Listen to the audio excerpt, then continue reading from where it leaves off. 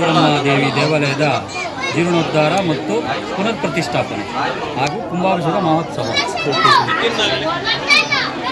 ಈ ಮದ್ದೂರಮ್ಮ ದೇವಿ ಸುಮಾರು ವರ್ಷಗಳ ಕಾಲದಿಂದ ನಮ್ಮೂರಲ್ಲಿ ನೆಲೆಯಾಗಿತ್ತು. ಕಾರಣಾಂತರಿಂದ ದೇವಿ ರೋಡಲ್ಲಿ ರೋಡ್ ಮಾಡಿದಾಗ ರೋಡ್ ಹೈಟ್ ಆಯಿತು, ದೇವಸ್ಥಾನ ಕೆಳಗಡೆ ಆಗೋಯಿತು. ಆ ಮಳೆ ಬಿದ್ದಿದ್ದ ನೀರೆಲ್ಲ ದೇವಸ್ಥಾನ ಒಳಗಡೆ ನಾವು ಅದನ್ನು ಪುನಃ ಪ್ರತಿಷ್ಠಾಪನೆ ಮಾಡಬೇಕು ಅಂತ ನಾವು ಈ ದಿನ ಬಿದರಗೆರೆ ಗ್ರಾಮದಲ್ಲಿ ಪುನರ್ ಪ್ರತಿಷ್ಠಾಪನೆ ಮಾಡಿದ್ದೀವಿ. ಈ ದೇವಿ ಎಲ್ಲ ಊರಿನ ಗ್ರಾಮಸ್ಥರಿಗೆ ಆರೋಗ್ಯ, ಐಶ್ವರ್ಯ, ನೆಮ್ಮದಿ ಕೊಟ್ಟು ಭಗವಂತ ಕಾಪಾಡಲಿ. ಹಾಗೆ ಈ ಮದ್ದೂರಮ್ಮ ದೇವಿಗೆ ಹಲವಾರು ಜನ ತುಂಬ ಸಹಕಾರ ಮಾಡಿದ್ದಾರೆ, ಪ್ರೋತ್ಸಾಹಿಸಿದ್ದಾರೆ. ಅವರೆಲ್ಲರಿಗೂ ನಾನು ಈ ಸಂದರ್ಭದಲ್ಲಿ ಅವ್ರು ಒಳ್ಳೆಯದಾಗಲಿ ಅಂತ ಭಗವಂತನ ಕೇಳ್ತಾ ಇದ್ದೀನಿ. ನಮ್ಮೂರಿನ ಎಲ್ಲರೂ ಸಹ ಆ ದೇವಿಗೆ ಪಾತ್ರರಾಗಿ ಅವರು ತನು ಮನ ಅರ್ಪಿಸಿದ್ದಾರೆ. ಆ ಭಗವಂತ ಅವ್ರಿಗೆಲ್ಲ ಒಳ್ಳೆಯದಾಗಲಿ. ಯಾಕಂದರೆ ದೇವಸ್ಥಾನ ಒಬ್ಬರೇ ಕಟ್ಟೋಕ್ಕಾಗೋದಿಲ್ಲ. ಹಲವಾರು ಜನ ತುಂಬ ಜನ ಸಹಾಯ ಮಾಡಿದ್ದಾರೆ. ನಮ್ಮ ಬಿದರಗೆರೆ ಗ್ರಾಮಸ್ಥರು ನಮ್ಮೆಲ್ಲರಿಗೂ ಅವ್ರಿಗೆಲ್ಲರಿಗೂ ಒಳ್ಳೆಯದಾಗಲಿ ಅಂತ ಭಗವಂತನಲ್ಲಿ ಈ ಸಂದರ್ಭದಲ್ಲಿ ಕೇಳ್ಕೊಳ್ತಾರೆ. ಎಷ್ಟು ದಿನ ಕಾರ್ಯಕ್ರಮ ನಡೆಯುತ್ತೆ ಸರ್? ಈ ಕಾರ್ಯಕ್ರಮ ಇವತ್ತು 3 ದಿನ ಕಾರ್ಯಕ್ರಮ. ಇವತ್ತು ಗಂಗೆ ಪೂಜೆಯಿಂದ ಪ್ರಾರಂಭವಾಗಿದೆ. ನಾಳೆ 5ನೇ ತಾರೀಕು 6 ಲಾಸ್ಟ್ ದಿನ 3 ದಿನ ಕಾರ್ಯಕ್ರಮ. ಆ ದೇವಿನ ಕೆರೆ ಹತ್ರ ಎತ್ಕೊಂಡೋಗಿ ಊರಿನ ಗ್ರಾಮಸ್ಥರೆಲ್ಲ ಹೆಣ್ಮಕ್ಕಳು ಕುಂಭಮೇಳದಲ್ಲಿ ದೇವಿನ ಕೆರೆಯಿಂದ ಪೂಜೆ ಮಾಡಿ ದೇವಾಲಯಕ್ಕೆ ತಂದಿದ್ದೀವಿ. ಇವತ್ತು ಪ್ರತಿಷ್ಠಾಪನೆ ಗುರುವಾರ 6ನೇ ತಾರೀಕು ಪ್ರತಿಷ್ಠಾಪನೆ ಇದೆ. ದಯವಿಟ್ಟು ಆನೇಕಲ್ ತಾಲೂಕಿನ ಸುತ್ತಮುತ್ತಲ ಗ್ರಾಮಸ್ಥರು, ಆನೇಕಲ್ ಟೌನಿನ ಎಲ್ಲ ಪ್ರಮುಖರು, ಈ ಎಲ್ಲ ಭಕ್ತಾದಿಗಳು ಬಂದು ದೇವಿಯ ದರ್ಶನ ಪಡೆದು ಪ್ರಸಾದವನ್ನು ಸವಿಬೇಕೆಂದು ಈ ಸಂದರ್ಭದಲ್ಲಿ ಕೇಳ್ಕೊಳ್ತಾ ಇದ್ದೀವಿ. ಈ ದಿನ ಏನು ನಡೀತಾ ಇದೆ, ಮದ್ದೂರಮ್ಮ ದೇವಿ ದೇವಸ್ಥಾನದ ಪುನರ್ ಪ್ರತಿಷ್ಠಾಪನೆ. ಮುಂಚೆ ದೇವಸ್ಥಾನ ಇತ್ತು, ಜೀರ್ಣೋದ್ಧಾರ ಆಗಿರೋಲ್ಲ. ತುಂಬ ದಿನದ ನಂತರ ಜೀರ್ಣೋದ್ಧಾರ ನಡೆಸಿರೋದು.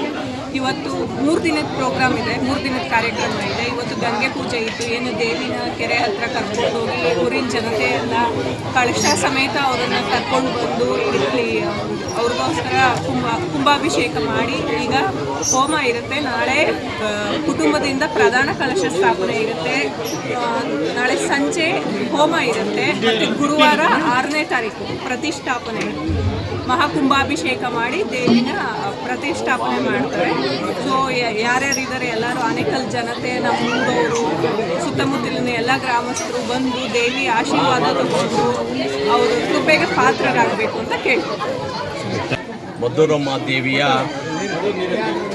ಪ್ರತಿಷ್ಠಾಪನೆ ಹಾಗೂ ಜೀರ್ಣೋದ್ಧಾರ ಪುನರ್ ಪ್ರತಿಷ್ಠಾಪನೆ ಅನ್ನು ಏರ್ಪಡಿಸಲಾಗಿದ್ದೇವೆ. ಹಾಗೆಯೇ ಇದು ನಾವು ದೇವಸ್ಥಾನವನ್ನು ತೆರವುಗೊಳಿಸಿ ಸುಮಾರು 7 ವರ್ಷಗಳ ಕಾಲ ಆಗಿದೆ. ನಾವು ಏನೆಲ್ಲ ಮಾಡಿದ್ರು, ಏನೆಲ್ಲ ಪ್ರಯತ್ನ ಮಾಡಿದ್ರು ನಾವು ಅದನ್ನು ಮಾಡೋದಕ್ಕಾಗಲಿಲ್ಲ. ಏನು 1 ವರ್ಷದ ಹಿಂದೆ ನಾವು ಸ್ಟಾರ್ಟ್ ಮಾಡಿದ್ವಿ.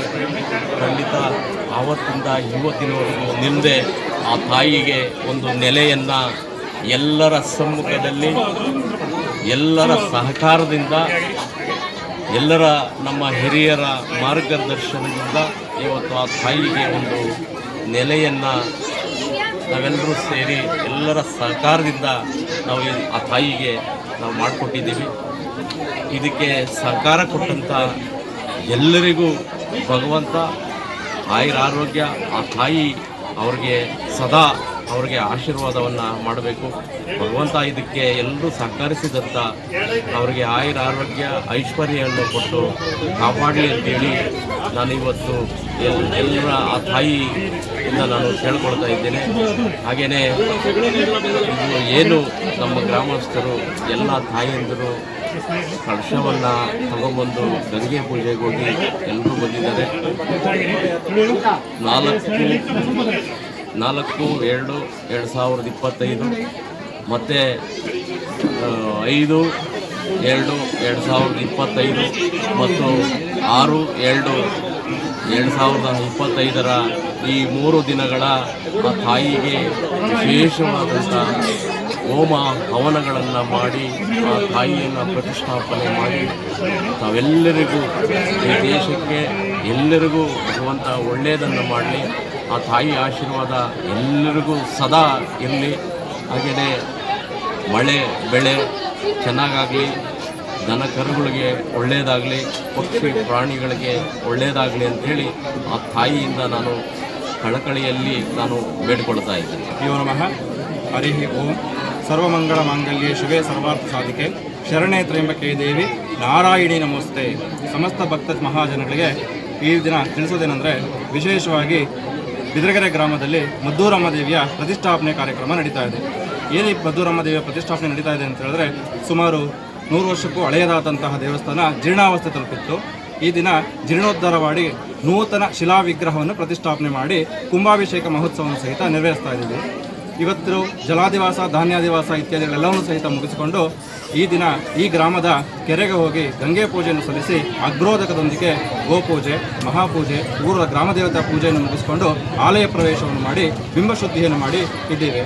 ಈಗ ಮಾಡುವಂತಹ ಕಾರ್ಯಕ್ರಮಗಳು ಏನೇನಿರುತ್ತೆ ಅಂದರೆ, ಸ್ವಸ್ತಿವಾಚನ, ಪುಣ್ಯಾಹ, ಗಣಪತಿ ಪೂಜೆ, ಮಹಾಸಂಕಲ್ಪ, ದೇವನಾಂದಿ ಇತ್ಯಾದಿ ಪೂಜೆಗಳನ್ನು ಮುಗಿಸಿಕೊಂಡು ಗಣಹೋಮ ಮತ್ತು ರಾಕ್ಷೋಗ್ನ ಹೋಮವನ್ನು ಮಾಡಿಕೊಂಡು ಲಘು ಪೂರ್ಣಾವತಿಯನ್ನು ಮಾಡ್ತೇವೆ.